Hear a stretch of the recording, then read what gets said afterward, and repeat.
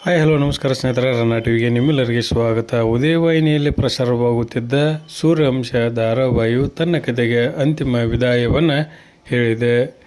ಉದಯವಾಹಿನಿಯಲ್ಲಿ ರಾತ್ರಿ 8 ಗಂಟೆಗೆ ಪ್ರಸಾರವಾಗುತ್ತಿದ್ದ ಸೂರ್ಯವಂಶ ಧಾರಾವಾಹಿಯು ತನ್ನ ಪ್ರೋಮೋ ಮೂಲಕವೇ ಸಾಕಷ್ಟು ನಿರೀಕ್ಷೆಯನ್ನು ಉಂಟು ಮಾಡಿತ್ತು. ಆರಂಭದಲ್ಲಿ ಒಳ್ಳೆಯ TRPಯನ್ನು ಸಹಿತ ಈ ಧಾರಾವಾಹಿಯು ಪಡೆದುಕೊಳ್ಳುತ್ತಿತ್ತು. ಇದೀಗ 644 ಸಂಚಿಕೆಗಳನ್ನು ಪೂರೈಸುವುದರ ಮುಖಾಂತರ ಸೂರ್ಯವಂಶ ಧಾರಾವಾಹಿಯು ತನ್ನ ಕಥೆಗೆ ಅಂತಿಮ ವಿದಾಯವನ್ನು ಹೇಳಿದೆ. ಇನ್ನೂ ಕತೆ ಮುಂದೆ ಸಾಗಬೇಕಾಗಿತ್ತು, ಆದರೆ ವಾಹಿನಿಯ ನಿರ್ಧಾರಕ್ಕಾಗಿ ಈ ಧಾರಾವಾಹಿಯು ಅಂತ್ಯವಾಗಬೇಕಾಯಿತು.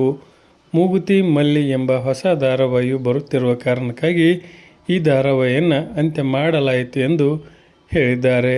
ಜೊತೆಯಲ್ಲಿ ಧಾರಾವಾಹಿ ಖ್ಯಾತಿಯ ಅನಿರುದ್ಧ್ ಅವರು ಈ ಧಾರಾವಾಹಿಯಲ್ಲಿ ನಾಯಕರಾಗಿ ಕಾಣಿಸಿಕೊಂಡಿದ್ದರು. ಸೂರ್ಯವಂಶ ಧಾರಾವಾಹಿಯ ಬಗ್ಗೆ ಕೊನೆಯದಾಗಿ ನಿಮ್ಮ ಅನಿಸಿಕೆ ಮತ್ತು ಅಭಿಪ್ರಾಯವನ್ನು ತಪ್ಪದೇ ಕಮೆಂಟ್ ಬಾಕ್ಸಲ್ಲಿ ತಿಳಿಸಿ. ಧನ್ಯವಾದಗಳು, ನಮಸ್ಕಾರ.